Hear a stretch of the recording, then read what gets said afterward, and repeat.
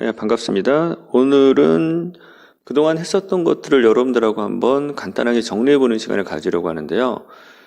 어떻게 보면, 여러분들이 뭐 그때그때 강의를 들으면서 좀 이해가 됐겠지만은, 그럼에도 불구하고 지금 정도쯤에 한번 복습 한번 해주려고 합니다. 여러분들 그동안 이해가 잘 안 된 부분이 있다 하더라도 지금 이거를 들으면서 이해를 하면 또 되는 거니까 너무 어렵게 생각하지 마시고요. 자, 논리라고 하는 것은 문장과 문장 사이의 관계에 대한 것이다. 그런데 그 문장을 논리학에서는 명제라고 부른다. 그래서 명제 최소한 2개 이상이 있어야 그 사이 관계를 따질 수 있다고 했고요. 거기서 우리가 주목할 만한 것이 양립 가능하냐, 양립 불가능하냐가 있었는데, 양립 불가능한 것들 중에는 이 2가지가 있는데, 하나는 모순관계의 구도가 있고 다른 하나는 반대관계의 구도가 있다라고 했어요. 근데 이 두 명제가 둘 다 동시에 참일 수 없는데, 근데 이 모순관계라고 하는 거는 이런 구도에 해당하거든요. 예를 들어서 유리수와 무리수의 관계를 보면 모든 수는 유리수와 무리수로 이루어지는데 유리수 아니면 무리수고, 무리수가 아니면 유리수이지, 유리수도 아니고 무리수도 아닌 그런 수는 세상에 존재하지 않습니다. 그렇죠? 그래서 이 2명제 있다 해봐요. 이것은 유리수다, 또 이것은 무리수다라고 하는 2명제가 있다라고 하면 만약에 유리수라고 하는 게 참이면 그 수가 무리수라고 하는 건 거짓말이 되고, 자, 여기서 끝나는 게 아니라 유리수라고 하는 걸 만약 거짓말로 삼아보면 남는 건 무리수밖에 없으니까 이것은 무리수이다가 반드시 참이 되는 것이죠. 이랬을 때 2명제는 모순관계라고 확정 지을 수 있습니다. 근데 반대관계는 양립 불가능하다는 면에서는 모순관계랑 마찬가지지만 이거는 이런 관계예요. 2명제가 둘 다 거짓말이 될 수 있는 건데, 예를 들어서 밑에 A는 흰색이다, 또 A는 또 검은색이다, 같은 걸 가지고 어떤 사람은 흰색이다, 어떤 사람은 검은색이다라고 얘기를 했을 때, 색이라고 하는 거는 흰색하고 검은색 말고도 죄송합니다. 네. 흰색이라고 하는 거는 흰색이라고 하는 것과 검은색 말고도 굉장히 많은 숫자가 있죠. 그러니까 이 수는 뭐 예를 들어 빨간색이나 노란색이나 초록색이면 이건 흰색도 아니고 이건 뭐 검은색도 아니고 그런 그런 색이 되는 거잖아요. 그래서 이 2 진술이 동시에 참일 수도 없는데 둘 다 거짓말이 될 수도 있다라는 거예요.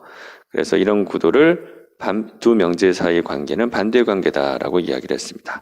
자, 이게 지난번에 봤을 때는 뭐 대입 수학력 시험에 작년에 이제 조카를 통해서 알게 된 그 문제에서도 나왔던 걸 확인을 했었고요. 그 다음에 우리는 이제 2명제 사이의 관계인데, 이 전제와 결론의 관계, 이렇게 따라서 어떤 근거를 대고 따라서로 연결해서 결론을 낸 이 구도를 논증이라고 한다고 했어요. 뭐 연역 논증 또는 뭐 연역 논리, 연역 추론, 연역 추리, 뭐 이런 식으로 우리가 다 비슷하게 이야기할 수 있습니다. 그런데 여기서 중요한 것은 연역 논증이라고 하는 거는 거짓말인 2명제를 가지고도 타당한 연역 논증을 만들어낼 수 있다고 했어요. 다시 말해 거짓말 가지고도 올바른 연역 논증을 만들 수 있다고 한 거예요. 이를테면 사람은 죽는다, 따라서 나는 죽는다라고 하는 건 둘 다 사실인데, 이 전제가 만약 참이라면 결론은 반드시 참이 될 수밖에 없으니까 참인 명제 2개 가지고 연역 논증을 구성한 거고요. 이거는 제가 잘못 썼습니다. 사람은 죽는다가 아니라 사람은 안 죽는다. 죄송합니다. 잘못 적었어요. 사람은 안 죽는다, 따라서 나는 안 죽는다라고 하면 사람이 안 죽는 거랑 내가 안 죽는 거 둘 다 거짓말이지만 2 거짓말 사이의 관계가 어떠냐면, 사람은 만약 안 죽는다라고 하는 거를 우리가 만약 참으로 받아들인다면, 그렇게 가정을 하면 나는 사람이니까 따라서 나는 안 죽는다라고 하는 결론은 100% 도출될 수밖에 없습니다. 자, 그래서 거짓말 사이의 관계에서도 100% 타당한 연역 논증이 만들어진다는 것을 확인할 수가 있죠. 안 죽는다예요. 다시 한번 제가 언급드립니다. 잘못 적었습니다. 자, 그래서 연역 논증의 두 가지 특징이 있는데, 첫째, 전제가 모두 참이면 결론도 반드시 참이 될 수밖에 없다. 전제가 참이라고 확정지은 게 아니에요. 사람은 안 죽는다라고 하는 것처럼 만약에 그런 거짓말을 가지고도 만약에 참이라고 우리가 받아들일 경우라면 나도 안 죽는다라고 하는 결론도 반드시 참이 된다는 그 얘기를 하고 있는 거지. 정말 중요한 겁니다. 연역 논증에서는 거짓말 사이에서도 연역 논증 만들 수 있기 때문에 사실적인 참 거짓을 따지는 게 아니에요.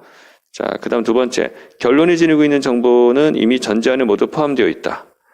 예, 우리가 2 더하기 3은 5라고 할 때 5는 2 더하기 3에 이미 포함되어 있는 거예요. 근데 우리가 다시 한번 따라서 5 이렇게 한 거죠. 1 더하기 1은 2라고 했을 때 2는 이미 1 더하기 1에 들어가 있어요. 근데 우리가 다시 한번 따라서 2 이렇게 해준 거잖아요. 그런 것처럼 마찬가지로 연역 논증의 결론도 나는 안 죽는다라고 하는 결론은 모든 사람은 안 죽는다라고 하는 그 전제에 이미 포함되어 있어요. 근데 따라서 나는 안 죽는다라고 다시 한번 얘기한 것에 불과하죠.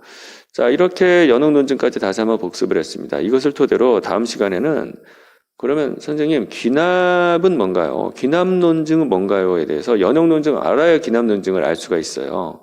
그래서 우리가 일반적으로 논리적이다라고 얘기할 때 언급되는 그 귀납 논증에 대해서 제가 이야기를 해드리도록 하겠습니다.